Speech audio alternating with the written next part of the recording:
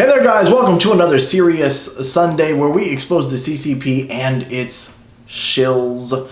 Hey guys, go down below, press that subscribe button, press that little bell too so that you get every single one of my videos in your inbox and you can watch them every shill Wednesday and Serious Sunday. That way you don't miss the video because I know and I love to see the comments that you guys put out there. Today we're talking about Xinjiang and the Uyghurs, aka the people that they're just put in schools. No, these are re-education camps. We have the evidence that the CCP is doing essentially what the Nazis did years ago. Let's get to it.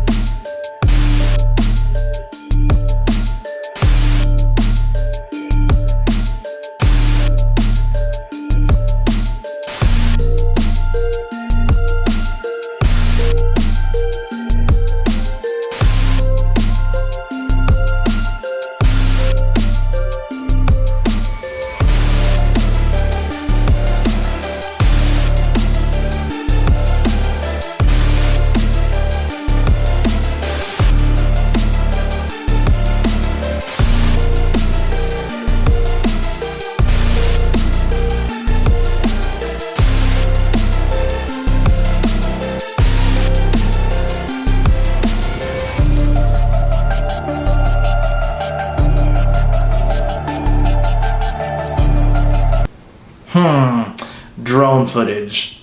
Good evidence. I wonder how the CCP will deny this one. Actually, I think this clip is insanely embarrassing. The CCP pretty much realizes it's been caught, but just takes the stupid route and acts dumb about it. Acts if it has no idea what's going on, even though they have surveillance everywhere in the entire country. Wonder how that happens.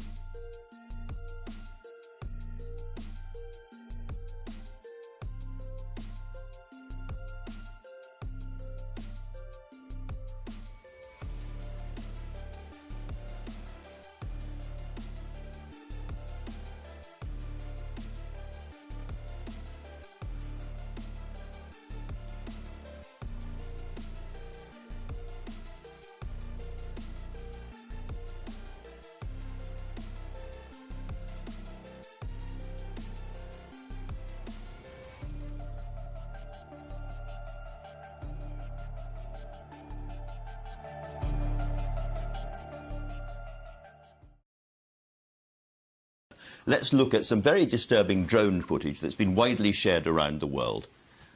This is almost certainly over northern China, over Xinjiang. Can you tell us what is happening here?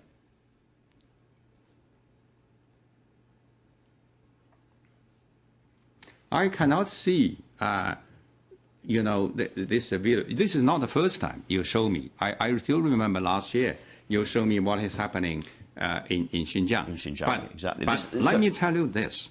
Xinjiang, have you been to Xinjiang yourself? No, I never have. You know, Xinjiang is regarded as the most beautiful place in Xinjiang. There's a Chinese saying, you do not know how big China is. Ambassador, that is not beautiful coverage, however, is it? I think it's hilarious. He says he's seen that clip a year ago, and he still has no idea where it came from. Hilarious. I also like how his defense being shaved and chained and treated like slaves is, well, Xinjiang is just so beautiful. What kind of defense is that? Every country has beautiful places. That doesn't justify human rights atrocities. You know, Xinjiang, that is exactly what I'm going to tell you. Since 1990, Xinjiang has completely changed because there's thousands of terrorist attacks. People cannot... That was 10 years ago. Can I ask you why people are kneeling, blindfolded and shaven and being led to trains in modern China? Why? What is going on there?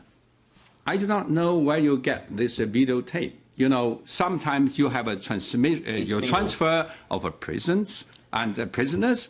You know, in any country, But just what is happening here, Ambassador? I do not know where did you get these video clips. These have been going around the world. They've been authenticated by Western intelligence agencies and by Australian experts who say these are Uyghur people being pushed onto trains and taken off. Let me tell you this. I love how he continues to say, I don't know where you got it. It doesn't matter where they got it. What matters is that it is real footage. Yeah, and for the person, that is a good thing, because if they ever found out who shot that footage, they would disappear in an instant. Their whole family would disappear, and they would never be seen again. The Chinese government would just disappear them instantly. You see, and he keeps like saying this as if he's like, hopefully the reporter will just give up the source. And again, he doesn't even deny that the footage is real. He just continues to say, well, I don't know where you got the footage from. The so-called Western intelligence keeping up, make this a false accusation against China. They said 1 million Uyghur has been persecuted. You know how big, how many population Xinjiang has? It's just about 40 years ago. It's a 4-5 million. Now it's 11 million people, and people say, you know, we impose, we have a ethnic cleansing. But the population has doubled in the 40 years. I'm so sorry to interrupt, but according to your own local government statistics, the population growth in Uyghur jurisdictions in that area has fallen by 84% between 2015 and 2018. 84%. That's not right. I gave you an official figure. You ask me, I gave you this figure as a Chinese ambassador. This is a very authoritative figure. In the past 40 years, Uyghur population increased, the population in Xinjiang increased to double. The population doubled. So there's no so-called restriction of the population. There's no so-called forced abortion and so on. But there is a program of forced sterilization being imposed on Uyghur women at the moment, and it's gone on for a long time, and people are finally coming out of China and talking about it. This is one of my favorite parts, because I like how he starts to say the Uyghur population, and then he stops himself, and he just says, the population in Xinjiang has doubled, because they know that the Uyghur population there has obviously cut down. It's obviously become a lot less, you know, but they continue to like push this idea that, oh, the population in Xinjiang has grown. How could it be that we're removing them? Because of course, you know, they're doing something very smart, right? They're making this claim all while they just push millions of Han people, you know, up there, and they're using them to integrate into society by forcing marriage on these Uyghur women and just saying, oh, well, the Uyghur population has grown, you know, even though obviously it hasn't, and it's really just the Xinjiang population because of Han people.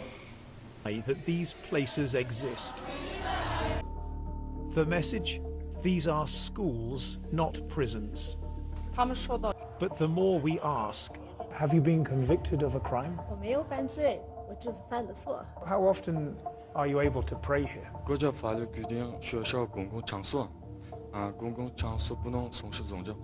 No, she didn't commit a crime. She just made a little mistake. Her religion, her culture, her family, not a crime, just a mistake. And to fix that mistake, they put her in a school where they brainwash her every day for hours on end. Yeah, that's just awesome. I love how the guy is like, no, we can't pray in school. School isn't allowed. We don't allow religion in school. Yeah, no, that's because it's a re-education camp. You see, actually in public schools in America, yeah, we have separation between religion and schools, and but you can actually go to a school that's purely religious just for what you want. That's not happening in China, and that's not what they're doing in Xinjiang. Of course, they're removing the religion, the culture from these people. Thousands of Muslims disappear into giant secure facilities. China has begun taking a few selected journalists inside.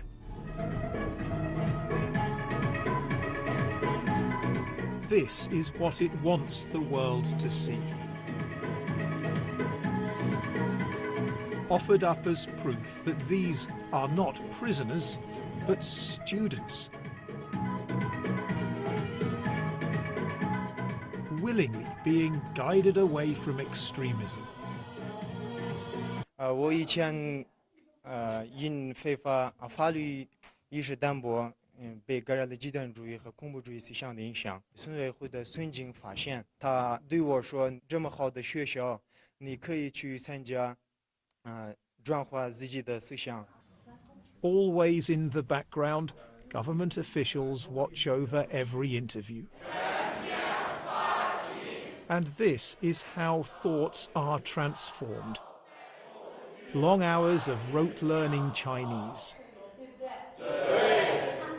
The study of China's tightening restrictions on religion. And the replacing of faith and cultural identity with a different loyalty. So they let Western journalists into a place and they make it look like a happy playground where people are just dancing and singing. Yet there's like government minders standing behind them all the time during the interviews. You know, they're spending hours and hours erasing their religion and culture only to replace it with speaking Mandarin and learning all the rules and regulations against religion. Wow. What a wonderful place. I hope I can get a ticket to go to such a wonderful place in China. What a joke. You know, this kind of propaganda only really works on Chinese people that have already been brainwashed, and maybe some of these CCP shills that are living there, right? They'll believe this bullshit too, you know. But any Westerner, anyone with any common sense can look at this stuff and just see how obvious propaganda it is. And it's unfortunate because these people in Xinjiang don't have an alternative. They either go to these fake schools, which are really just re-education camps, or they probably just, I don't know, put them in an even worse jail, you know.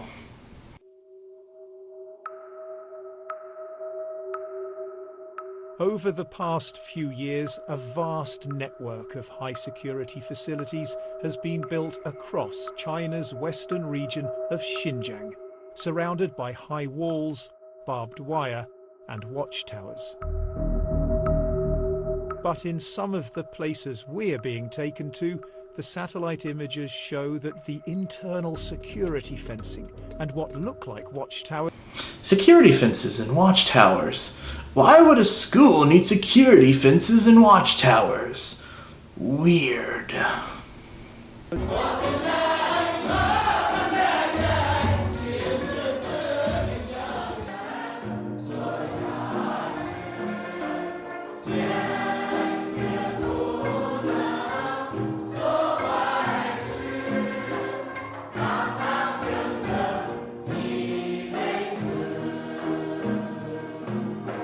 Already been shown. To our surprise, we find a large group of men waiting silently in rows just inside the gate. Some beautiful brainwashing songs they've taught them. Oh, and some dudes like silently standing outside this gate. It looks like they're having a lot of fun at school today. I wonder why they're standing there silently. Could it be that they've been told to stand there silently and not say anything? I would guess so. 也没有具体的法律规定，没有它的一些尺寸。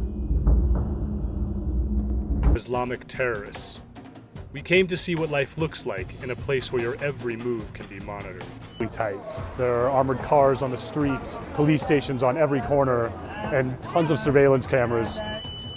In the past year, police have stepped up security. China is such an amazingly safe place. That's why they have bars on the windows, military vehicles driving around, military guys standing around with rifles and cameras on every pole around every corner, metal detectors in front of all the doors and metro systems. Makes sense. I always thought this was something about China that was hilarious, was how they talked about how safe the place was. Especially in places like Xinjiang. Like, oh, Xinjiang is so safe. It's like, if it's so safe, why do you have so many of these types of things? Separatist movement in Xinjiang for decades. Reading the number plates, and they're looking at pedestrians, classifying pedestrians according to their age, their gender, what kind of clothes they're wearing, even what kind of hairstyles they have. This software analyzes crowds. It's producing a heat map of where people are massing together, the sort of thing you might use to prevent overcrowding. You can also see that it's also able to track individuals through the crowd. So if you're looking for a suspect, this is the kind of software you might want to use. Again, they claim they aren't trying to eradicate these people, to erase culture, to erase religion, yet they have such advanced surveillance systems that they can follow thousands and thousands of people around on camera? Obviously there's an ulterior motive going on here, and it's not just because they just want to be so safe.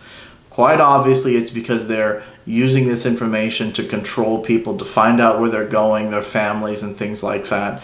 China spends more on this kind of technology than really any other country in the world. Police started collecting massive amounts of detail about the lives of Uyghur residents. 这个表格呢，就是发到每一个人的手里。这边有很多信息，它的民族成分、维吾尔族、无业人员、有护照、每日礼拜，这是给人打分，判断这个人是放行人员还是一般人员还是不放行人员。 Hamat and other Uyghurs in exile say people categorized as unsafe were sent to study centers for political education. We found one of the so-called schools buried down a rural road on the outskirts of Kashgar. Again, as you can see, there's just an unlimited amount of evidence. The claims of, these just being schools is embarrassing, it's fake, it's a lie, and the propaganda is horribly done. Like China, you guys need to hire a better editor or something. You need to hire some better actors, man, because it is not working.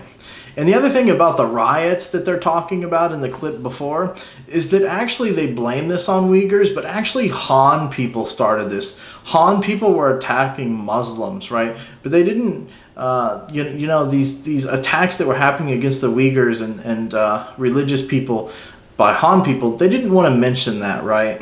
They didn't want to blame the Han people because there's this thing in China where like Han people are like the top race or something, where Han people never get blamed really for anything. But again, don't fall for the lies of the CCP. Look at the video, the evidence, it's all there. And you don't have to take my word for it. Again, there's video evidence. So that's all I have for Serious Sunday. Check out my Patreon. Help me fight the good fight against the CCP. Every little bit helps. Like, comment, subscribe. Like I said, click that little bell so you get every single video. And I will see you again for Shill Wednesday. I love you all. Goodbye.